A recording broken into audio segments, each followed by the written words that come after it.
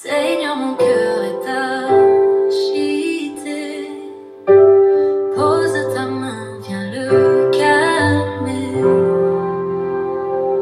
Mes pensées m'emmènent trop loin,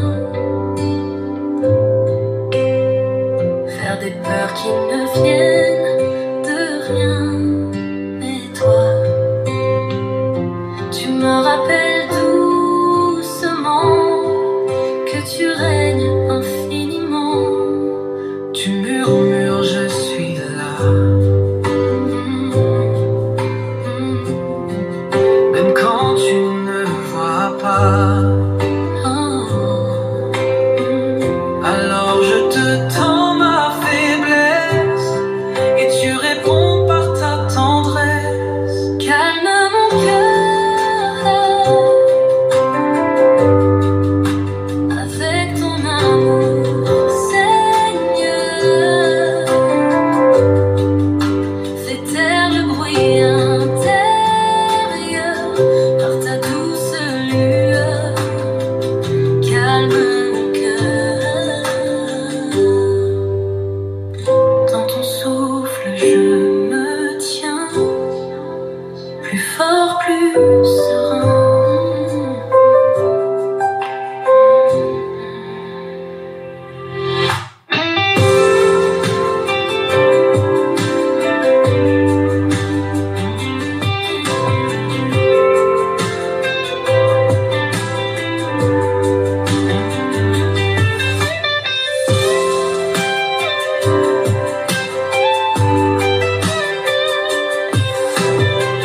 Dans ton souffle je me tiens, plus fort, plus serein.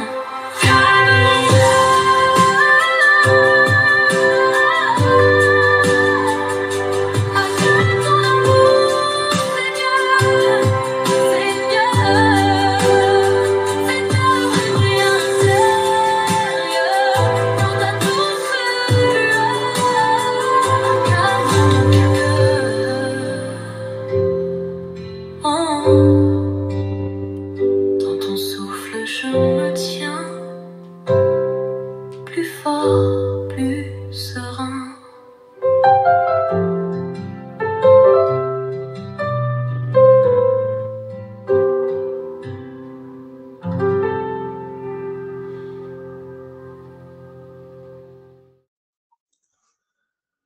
Shalom, shalom, bien-aimés.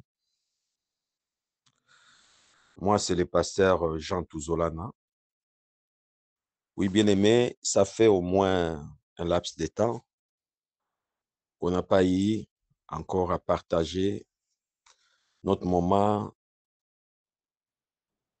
de la parole ou bien notre moment d'enseignement dans le cadre toujours de notre mission, dévotion devant le trône.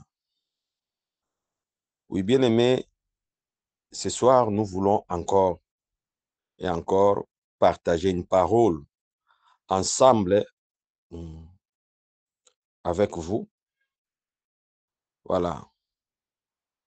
Mais avant toute chose, bien-aimé, j'aimerais qu'on se mette dans la prière, qu'on se mette dans la prière. Là où tu es, là où tu reçois ces messages, tu peux aussi t'incliner, te prosterner devant la face de l'Éternel. Tu pries aussi, même pour quelques minutes, même pour 1 ou 2 minutes, pour qu'enfin cette parole qui sera donnée, bien que je sois en train de donner en ce moment, puisse encore te faire du bien. Oui, bien-aimé, je vais prier. Éternel de gloire, je te bénis, je te rends grâce, Seigneur, pour ce temps que tu as accordé encore, éternel notre Dieu.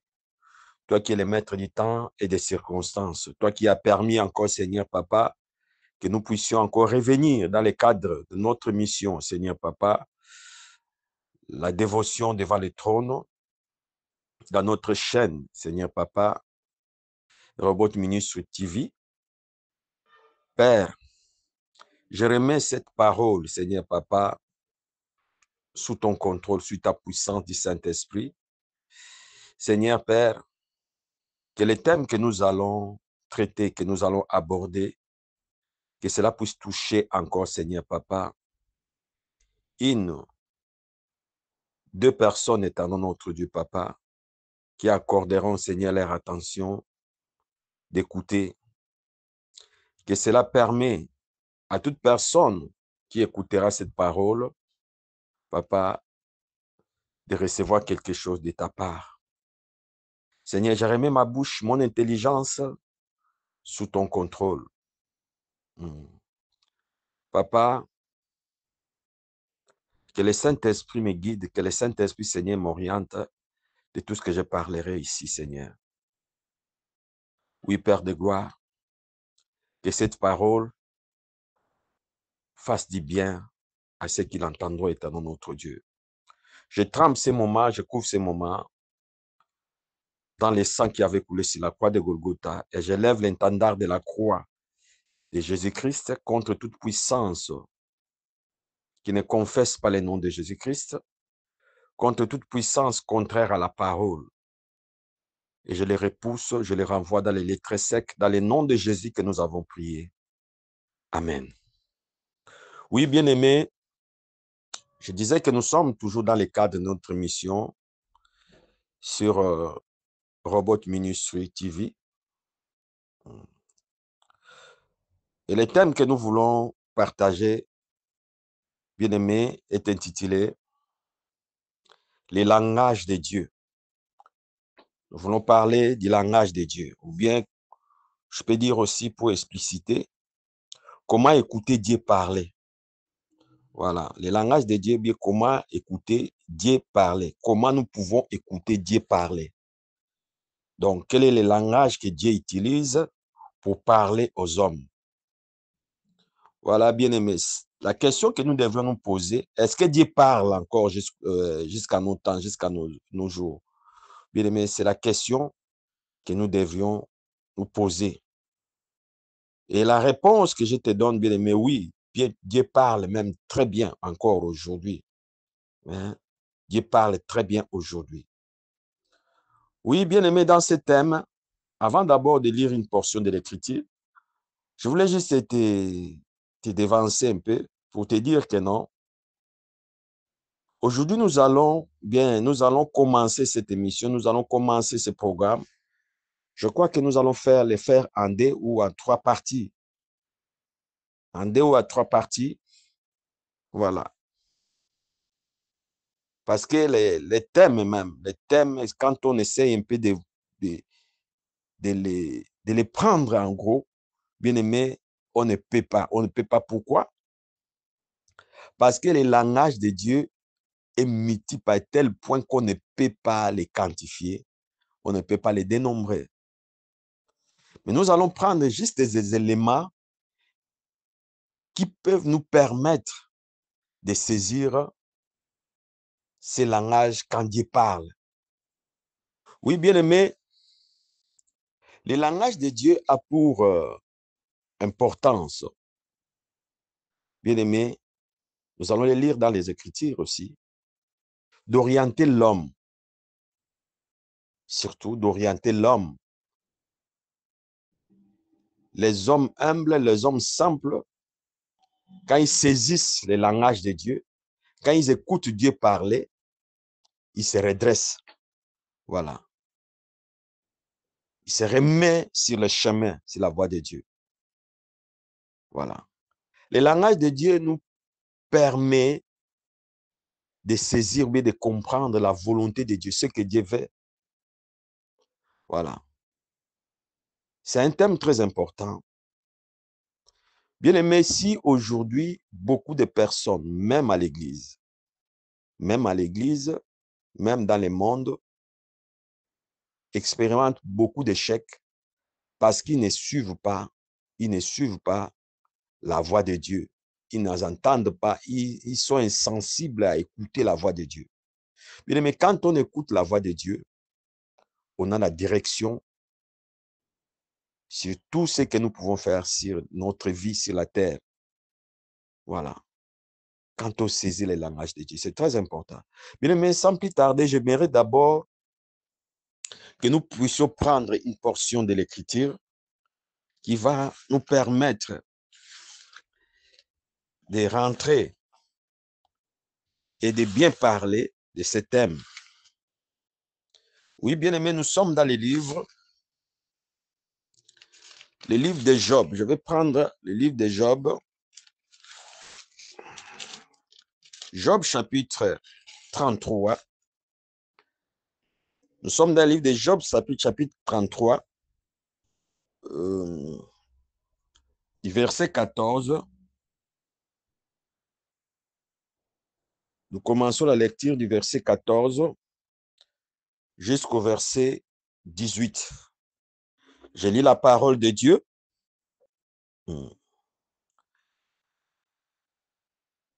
Verset 14, Dieu parle. Dieu parle cependant tantôt d'une manière, tantôt d'une autre. Et l'on n'y prend point garde. Il parle par des songes, par des visions nocturnes. Quand les hommes sont livrés à un profond sommeil, quand ils sont endormis sur leur couche, alors il leur donne des avertissements. Voilà. Et met les sots à ses instructions, afin de détourner l'homme du mal et de les préserver de l'orgueil, afin de garantir son âme de la fosse et sa vie des coups de glaive. Voilà ce que la parole de Dieu nous dit par rapport à notre thème. Ici, c'est le livre de Job. On nous explique que Dieu parle tantôt d'une manière ou d'une autre. Voilà. Dieu parle tantôt d'une manière ou d'une autre. Et nous poursuivons les Écritures. Et à la fin, nous voyons que Dieu parle, les langages, que je disais ici, que les langages de Dieu nous permettent de connaître la volonté de Dieu, nous permet d'échapper à plusieurs choses, des échecs. Voilà. Et à la fin, nous voyons que non, par ces langages, Dieu met les sceaux sur ses instructions. Voilà. Quand il parle, il met des sceaux sur ses instructions, afin que l'homme ne puisse pas se perdre. Voilà, bien-aimés. Je disais que nous ne pouvons pas quantifier ou dénombrer les langages de Dieu ou bien comment Dieu parle. Mettre Dieu que non, Dieu parle de il y a telle manière. Non. Parce que la Bible même nous fait comprendre que Dieu a parlé même à travers une âne. Un livre des Nombres, je crois bien, 21, l'histoire de Balaam. Quand Balak avait envoyé Balaam d'aller maudire les enfants d'Israël, et l'âne même a parlé ces jours-là. Voilà. Bien-aimés, ici nous voulons prendre ce qui est, comment pourrais-je dire, plus nécessaire dans ce qu'on peut saisir comme langage de Dieu. Voilà. Ce qui est plus nécessaire. Et c'est que nous devrions savoir. Aujourd'hui, les gens, en fait, les hommes se troublent et se perturbent. Ils sont dans la poursuite de chercher ce que Dieu a dit, ce que Dieu a dit. Voilà. Dieu a dit ceci, Dieu a dit cela. Voilà. C'est bien. Mais ce que nous devrions savoir, il y a des fois dans ce qu'on dit que Dieu a dit, Dieu m'a dit, il y a des fois Dieu ne m'aime pas là-dedans.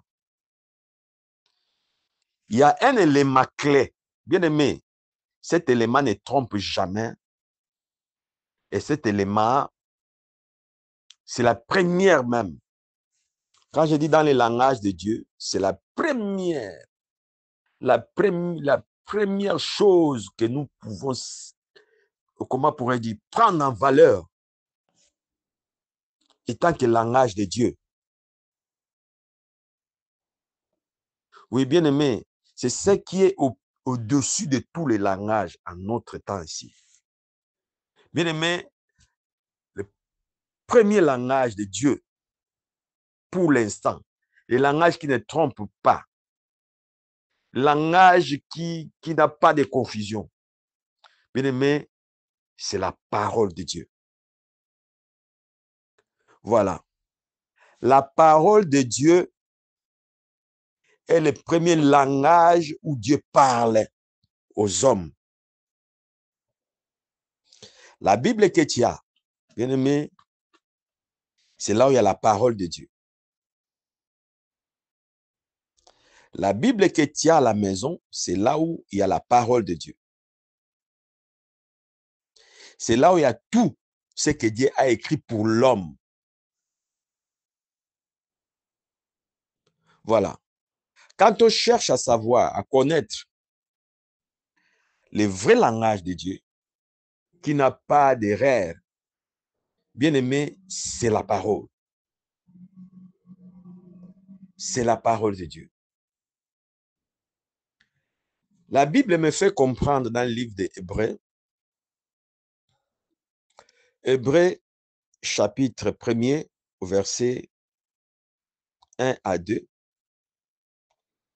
La parole de Dieu nous dit,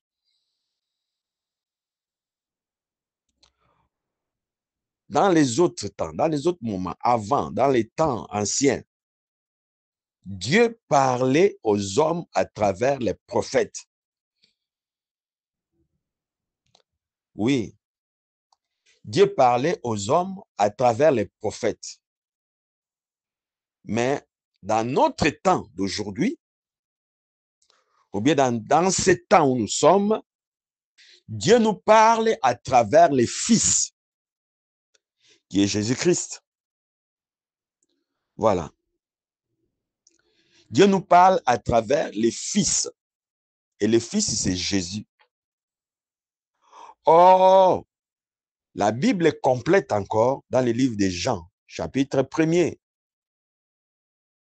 À partir du premier verset, il dit que au commencement était la parole. La parole était avec Dieu. La parole était Dieu. Et il s'est fait chair.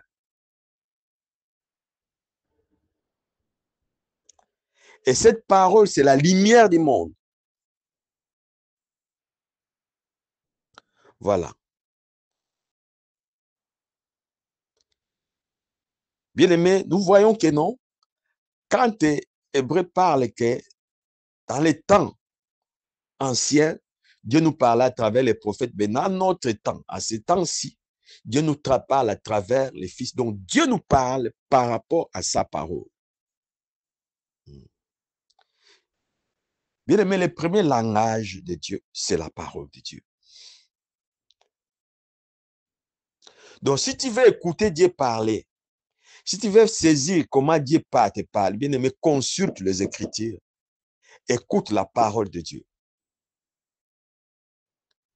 Vous savez, aujourd'hui, les enfants de Dieu, l'Église de Dieu est remplie de personnes, des hommes et des femmes qui aiment écouter des paroles qui les caressent dans le sens du poil. Voilà. Nous sommes, quand je parle nous sommes, donc nous sommes l'Église. Nous sommes à l'Église. Nous aimons écouter quand on dit que non, tu seras béni. Nous prions un Dieu de bénédiction. Là, tu vas voir que non, toute l'assemblée se lève. Amen, je reçois. Vous allez vous marier, je reçois. Vous allez prospérer, je reçois. Vous avez aussi droit d'occuper des grands postes dans cette terre, de devenir des directeurs, même des ministres. Pour les enfants de Dieu, on est là prêt à crier Amen, je reçois. Amen, je reçois. Donc, la parole qui caresse, moi j'appelle ça la parole qui caresse. les enfants de Dieu. Mais oh, bien-aimés, nous devons prendre la parole dans tous ses sens. Quand je parle d'abord, la première élément, comme nous avons lu dans la parole de Dieu, dans le livre de Job, nous voyons la parole de Dieu vient d'abord pour instruire, donner les instructions. Bien-aimé, même quand on dit que vous serez bénis, Dieu n'est pas contre la bénédiction. Mais les instructions d'abord, instruire l'homme. Nous devons saisir d'abord les instructions pour savoir, pour être béni. Tu vas voir que la personne qui marche dans les désordres, qui marche dans... il n'y a pas de crainte de Dieu. Il n'a pas la crainte de Dieu. Il marche dans les péchés. Il marche dans une vie désordonnée. Mais il dit Amen. Mais il ne sait pas que dans cette parole, il y a aussi des instructions. Il y a aussi des avertissements. Donc nous choisissons seulement le côté qui est bien. Il y a une expression ici au Gabon qui disent que non, en fait, la vie est comme l'igname. La vie est comme l'igname. Le côté mou, le côté qui est bien, en fait, bien bouilli là, bien ramolli là, c'est bon. Mais le côté qui n'est pas ramolli là, c'est aussi comme un poison. Bien, le côté qui n'est pas ramolli là, quand il mange ça, ça fait mal. Bien aimé, la parole de Dieu est aussi comme ça. Nous ne devons pas aimer seulement la parole, prendre la parole du côté où l'essence est à notre faveur. Voilà. Quand on dit que tu seras béni, c'est bon. Mais quand on dit que laisse cette vie-là que tu mènes, tu dis non. Pourquoi le pasteur va me dire ça? Il se prend pour qui? Hein? Il est là pour surveiller nos vies. Il est là pour surveiller ma vie. Abandonne cette vie-là. Non. Il se prend pour qui? Voilà. Oh, bien aimé, c'est là où Dieu parle. Dieu parle dans les églises. La Bible dit que la parole de Dieu est comme un couteau à double tranchant. Voilà. À double tranchant. Qui sépare les moelles, même épinières, là, il déchire ça, la chair, il sépare ça. Mais quand on arrive seulement là où on doit séparer les mâles, la parole, on ne veut pas l'écouter. Oh non, l'église là exagère. L'église exagère, les pasteurs exagèrent. Mais tu ne sais pas que c'est Dieu qui est en train de parler. C'est Dieu qui est en train de parler. Les enfants de Dieu n'aiment pas les reproches. Quand on les reproche, qu'on lui fait reproche comme ça, il peut même se fâcher contre son pasteur pour dire que je ne viendrai pas au culte, je ne viendrai pas à l'église. Ce n'est pas à l'église parce qu'on l'a fait juste des reproches. Bien aimé, je dis souvent, au fait, quand nous glorifions Jésus-Christ et nous élèvons Jésus-Christ et nous élèvons Christ. Mais si nous pouvons si nous pouvons mettre, des fois, on se met à la place de Pierre. Vous savez que Pierre était le plus âgé, je crois bien, de tous les apôtres. Je crois que c'est lui qui était le plus âgé. Les apôtres. Mais Jésus-Christ les grondait. Jésus-Christ les grondait, les parlait sérieusement. Aujourd'hui, est-ce qu'on peut dire à un enfant de Dieu comme comme Jésus-Christ avait dit à Pierre, arrière de moi, Satan. Bien aimé, nous sommes dans les églises où on peut pas même parler, gronder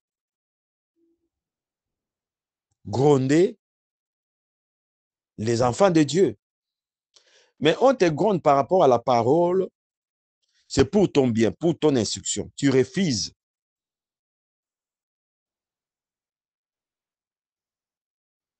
Vous savez, un jour, j'avais fait un reproche à un bien-aimé par rapport à un comportement qu'il a affiché à l'église. Il faut voir comment les bien-aimés s'étaient fâchés contre moi. Bon, la Bible nous dit, la Bible nous dit, c'est Paul qui le dit à Timothée, que la parole de Dieu sert à réprimander, à corriger, à redresser, voilà. Donc, le pasteur a droit aussi à redresser selon la parole, à réprimander selon la parole, mais c'est difficile de trouver des enfants de Dieu aujourd'hui qui acceptent des reproches, qui acceptent qu'on leur dise que non, ce que tu fais là n'est pas bien.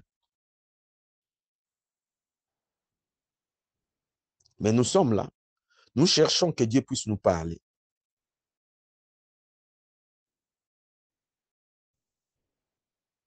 Nous cherchons que Dieu puisse nous parler, mais Dieu nous parle, je dis bien, à travers la parole. Et ne prenons pas la parole de Dieu seulement du côté là où on a les promesses de Dieu. Non, nous devons prendre la parole de Dieu, considérer la parole de Dieu comme un langage où Dieu est en train de nous parler dans toutes les choses qui se passent dans nos vies, dans nos comportements, dans notre manière de faire les choses. Voilà. Bien aimé, ce que nous devions savoir, que quand on est en train de prêcher, quand on est en train de donner la parole à l'église, il faudrait que toi, un enfant de Dieu, tu te fixes à recevoir, au fait, ce que Dieu a dit pour toi. Toute la parole qu'on peut prêcher, si le prédicateur est là, il prêche 1 heure du temps, 45 minutes, 1 heure du temps, d'une manière générale. Une prédication, c'est 45 minutes, un enseignement, c'est 1 heure du temps, au moins. Bien aimé, dans ce que l'homme de Dieu prêche, il y a un message pour toi. En fait, il y a un message où Dieu t'adresse, Dieu est en train de parler. On peut parler tous les 45 minutes ou 1 heure du temps, mais ton message était juste pour un 5 minutes. Cela veut dire que quand on rentre à l'église, quand il s'agit des moments de la parole, nous devons bien ouvrir nos oreilles, nous devons bien prêter notre attention parce qu'il y a un message, bien aimé, un message te concernant, pas qui concerne tout le monde, qui peut sortir pendant la prédication. Il y a des fois, nous ne faisons pas attention de recevoir les messages. Oh, c'est dans les messages que Dieu nous avertit, c'est dans les messages que Dieu nous donne une parole de bénédiction. Autrement dit, bien aimé, pendant la prédication, pendant qu'un homme de Dieu est en train de parler, cherche d'abord ton message. Cherche d'abord ton message. Et quand tu reçois les messages, dis Amen. Même si c'est un message qui attaque ton comportement. Parce que le vrai problème d'aujourd'hui, auprès des enfants de Dieu, c'est le comportement. Tu verras qu'un enfant de Dieu, plein des alléluia dans la bouche, plein d'adoration dans la bouche, mais le comportement ne change pas. Les comportements, y a des fois, tu regardes, tu dis que hey, c'est celui-là qui proclame Jésus-Christ, c'est comme ça qu'il crie. Quand il fait des louanges, il y a des fois même, il proclame des choses. C'est celui-là qui se comporte comme ça. Je dis, mais tu es perdu même. Tu es perdu. Les comportements. Mais les comportements a un trait avec le cœur de l'homme. Le comportement a un trait avec le cœur de l'homme. Et quand une personne qui vient à l'église, quel que soit son niveau, je dis que quel que soit son niveau, même si tu viens là, tu fais descendre le feu, tu fais descendre quoi que ce soit, bien aimé, on te regarde par les comportements. Comment tu prends la parole. Parce que celui qui prend la parole a un comportement digne de la parole de Dieu. Tu vas voir que non, non, ça c'est un enfant de Dieu. Ça c'est un enfant de Dieu. Voilà. On les comprendra seulement, on saura que celui-là appartient à Dieu par rapport à son comportement, par rapport à sa manière de réagir. C'est là où on sait que non, ça c'est un enfant de Dieu, qui reçoit la parole de Dieu. Et je disais que non, les comportements c'est un problème du cœur. Et Dieu, on reviendra un jour sur ce thème-là, on parlera des cœurs. Dieu traite avec l'homme dans son cœur. C'est le cœur que Dieu traite. Ce n'est pas l'homme comme ça là. L'homme debout comme ça, en fait, c'est rien pour devant Dieu. Mais Dieu regarde le cœur, l'état de ton âme. Or, l'état de ton âme, l'état de ton cœur, se reflète par les comportements. Et les comportements se laissent comment dire, se laissent conduire, se laissent façonner par la parole. Voilà, bien-aimé. Donc, nous avons parlé aujourd'hui des premiers langages que nous devons beaucoup considérer, c'est la parole de Dieu. Dieu parle à travers sa parole qui nous a donné en Jésus-Christ. Oui, bien-aimé, c'est ce qui est plus important.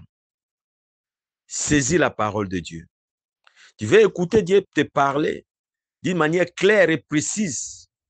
Sois amoureux et amoureuse de la parole de Dieu.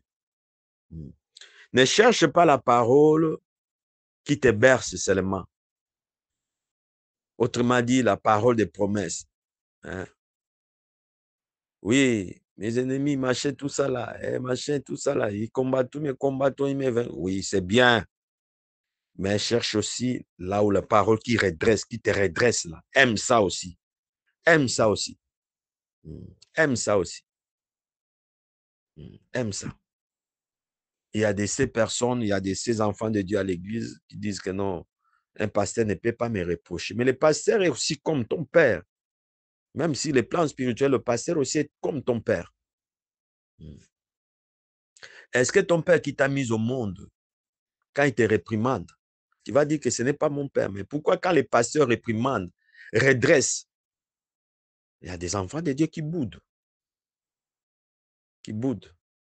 Voilà, bien-aimés, c'est ce que nous avons eu à partager comme partie 1 de notre thème, le langage de Dieu. Oui, Dieu nous fera grâce encore la semaine prochaine. Nous allons ajouter encore la deuxième partie. Amen. Nous allons prier, bien-aimé. Tu vas prier avec moi. Tu vas élever la voix, tu diras encore, Seigneur, je te dis merci pour ta parole.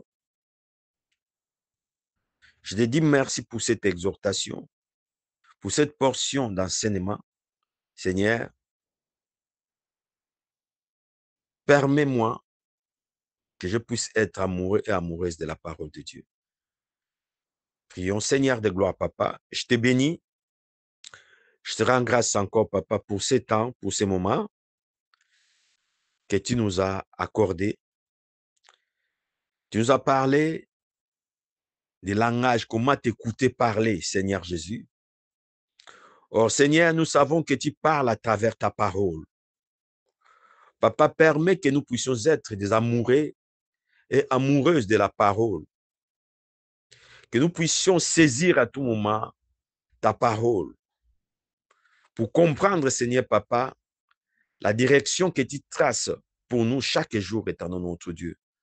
Père de gloire, permets qu'à travers ta parole, que nous puissions saisir ta volonté, comprendre ta volonté, marcher selon ta volonté, éternel notre Dieu, Papa. Oui, Seigneur de gloire. Permets que ta parole, éternel notre Dieu, Père, prenne place dans nos âmes, dans nos cœurs, Seigneur. Permets que nous puissions, Seigneur Papa, marcher dans la lumière de ta parole. Permets, éternel notre Dieu, Papa, que nous puissions à tout moment saisir ces langages, éternel notre Dieu. Oui, tu as dit dans ta parole, Seigneur, dans notre temps, tu parles à travers les fils Jésus-Christ, qui est la parole.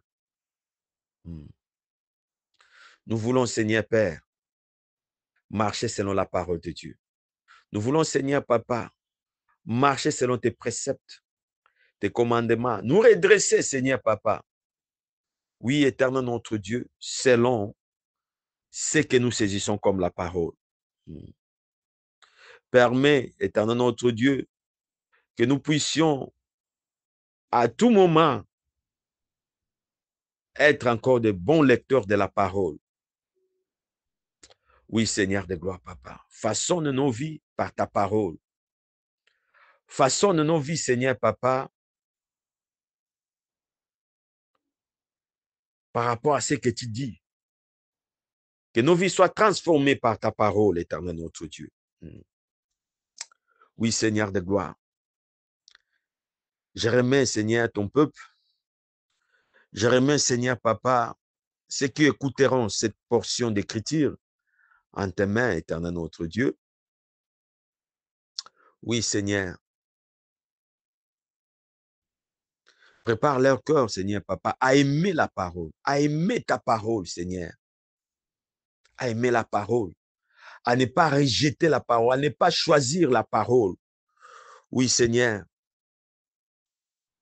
Nous devons manger la parole, éternel notre Dieu, telle qu'elle est.